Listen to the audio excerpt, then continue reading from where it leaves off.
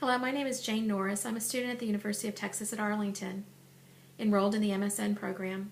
I'm here to present a book review and partial fulfillment of N5343, Nursing, Leadership, and Complex Healthcare Systems for Dr. Jeanette Crenshaw. The book I will be presenting is The Student Leadership Challenge, 5 Practices of Exemplary Leaders by James Kouzes and Barry Posner. Authors James Kouzes and Barry Posner are nationally recognized experts in the area of leadership development and are both affiliated with the Levy School of Business in Santa Clara. Together they have authored 9 books, dozens of articles, and numerous chapters in leadership. They are most widely known for the Leadership Challenge, which is in its 4th edition and has sold over 1.6 million copies. On page 2, Kouzes and Posner state that the fundamental purpose of the Student Leadership Challenge is to assist students, whether in a formal or unofficial leadership position or not, in furthering their abilities to lead others to get extraordinary things done. It is intended as a textbook for student leaders who are developing their leadership potential. In the book, Kouzes and Posner teach the reader about the 5 practices of exemplary leadership. They give realistic solutions and provide examples from the lives of student leaders who have used the 5 practices. The first practice is to model the way. Kouzes and Posner have found that credibility is the foundation of leadership and is the most important personal quality people look for and admire in leaders. The second practice is to inspire a shared vision. Leaders believe that they can make a difference. They have an ideal vision of what their team and organization can achieve and engage others in the process. Next is to challenge the process. Leaders must be willing to take risks and search for opportunities to innovate, grow, and improve. Enabling others to act is the 4th practice discussed by Kouzes and Posner.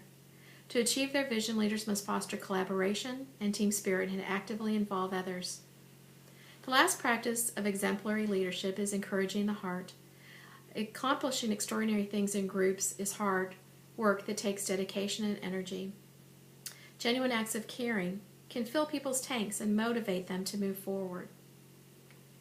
Jossie Bass, publishers of the Student Leadership Challenge, also have a website that contains an online learning center. The website includes access to the Student Leadership Practices Inventory, which was created by Kouzes and Posner. The inventory was designed to help young people measure their leadership behaviors, and from the assessment, the student can take action to improve their leadership effectiveness. I identified several strengths in this book. The authors used relatable examples with critical thinking activities at the end of each chapter. The book is evidence-based and grounded on the extensive research of Kouzes and Posner over the last 30 years.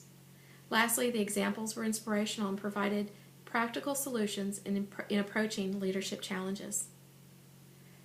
A weakness of the book that I identified was that the examples and testimonials tend to describe life from a traditional undergraduate college student. According to the National Center for Education Statistics, a traditional 18 to 22-year-old college student is now the minority. This may make the examples less relatable for non-traditional college students, which make up a large part of the audience. Kouzes and Posner did achieve the objectives of the book. In the introduction, they stress that effective leadership is not an inborn skill available to a select few, and they provide in each chapter real-life stories and examples of how the 5 exemplary leadership practices can be used. Each chapter ends by asking the reader to take time to self-reflect. For example, at the end of chapter 7, Encouraging the Heart, Kouzes and Posner ask the reader to remember when they have received recognition for a job well done. I would recommend this book, both to student leaders as well as to mentors working to develop our future leaders. I found the book provided me with very practical information that I will definitely keep in my leadership toolbox. I was inspired by Kouzes and Posner's statement that leadership is an identifiable set of skills and abilities that are available to all of us. Congruent with their values, the authors end the book with a call to action in the closing chapter to accept personal responsibility to be a role model for leadership. Thank you all for your time in listening to my presentation.